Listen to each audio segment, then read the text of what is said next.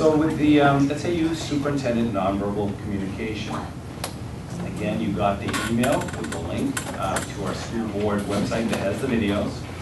And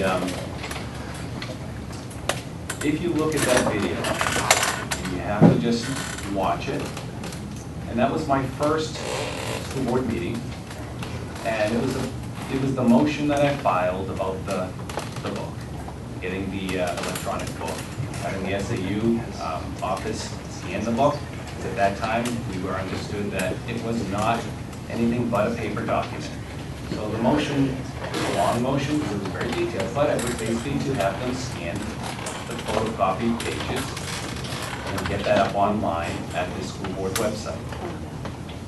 What I didn't know at the time, while I was reading my fairly lengthy motion, I had my head down,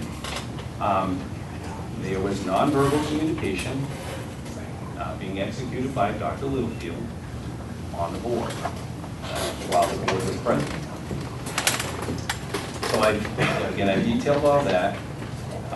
This is recorded in our email, our public email. And I basically made it a point, and again, this was very new. This was after my first meeting. So at that time, I really didn't even understand this relationship that Dr. Littlefield reported to this board versus the Hooksett School Board. So that was enlightening to me. And I basically let Dr. Littlefield know, after watching the video, that I basically pointed out the minutes and the seconds of the video. I asked him to watch it. And I said, hour 3:03:15, I said, you are making faces as I read my motion. At 3:04:01, you are making eye contact with representatives, mouthing the words, no, I will not do it.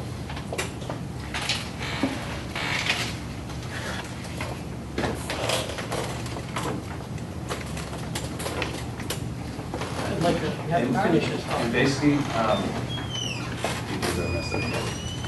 But when I brought this to Dr. Littlefield's attention, he was very gracious. He says, I apologize if my nonverbal behavior was inappropriate. It will not happen again. And he also made a statement to be fair to him. He said, I also apologize for attempting to unite the board. I will not take such an initiative in the future. You can read these emails yourself, and I invite you to watch the videos yourself. What I experienced here, and nothing against Dr. Littlefield uniting this board. All I was drawing to attention is that the fact that as a person newly elected to a board, reading this first motion, I did not appreciate the nonverbal communication that I saw on that video. So that's all it was. I'm bringing it to your attention because this board employs Dr. Littlefield. Just you had. Yes, I wanted to comment that when brought to Dr. Littlefield's attention, he apologized for his nonverbal communication. When you apologize and someone accepts your apology, the issue's over.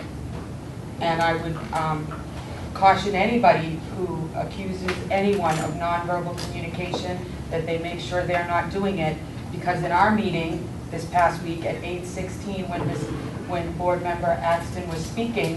Point of order, she's speaking to a different thing than what I have here as an agenda item. Well, frankly, we've gone on and on about many things that weren't on the town agenda, and I think this speaks directly to it. Okay. Because if I get the gist of where she's going, it speaks directly to the point at hand. So let's hear her point, and everybody we can all make our own decision. What you were starting to say was about this. I want to say, I get like she's going, you know, almost sort of a show for, you know, what's that saying, you know, tip for tat, you know, you did this, but you did that. And I don't really want to get into that, especially where she mentioned my name. I think it's more important that when we're serving on these boards and we do feel very passionately about a lot of things, it can be hard to not, to stay so steady and not to, your body language not to say something, or your facial expressions not to say something if you don't agree with somebody. This is hard, it is going to be contentious, and I think people are going to sometimes do that. And I think it is good that we are reminded of it on occasion. I don't think that always has to have this apology and this big, to-do. I think you have to allow people a little space to save face and be like, yeah, okay, I got to be better about that. But I do think it does need to be, that we all need to be reminded of that, and I think that that's a good thing.